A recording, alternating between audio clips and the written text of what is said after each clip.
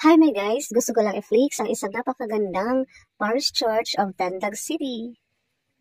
Ang Parish Church na ito ay isang hugis barko. Napakaganda siya guys tingnan. Kaya naisipan ko, kunan ko siya ng video habang kami ay nagbibiyahe. Noong nagpunta ako before dito sa Tandag, nakita ko ito. Skeleton pa lamang siya guys. Hindi ko pa makita yung anong kabuuan niya kasi skeleton pa siya. Hindi pa makikita kung anong hugis niya. Matagal-tagal na panahon na hindi ako nakabalik dito sa Tandag. Now, sa aking pagbabalik, ito na yung nakita ko.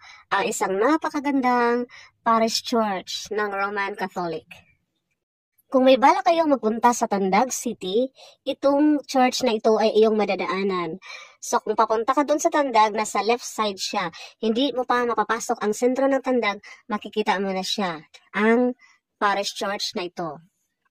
Ang parish church na ito ay nakaharap siya guys sa dagat kasi malapit ito sa dagat.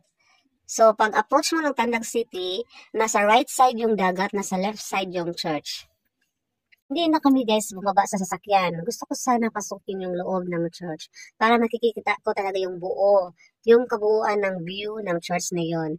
Pero next time, pagbalik ko, papasukin ko na talaga yan. Thank you guys for watching my video. See you sa ating next video. Bye-bye!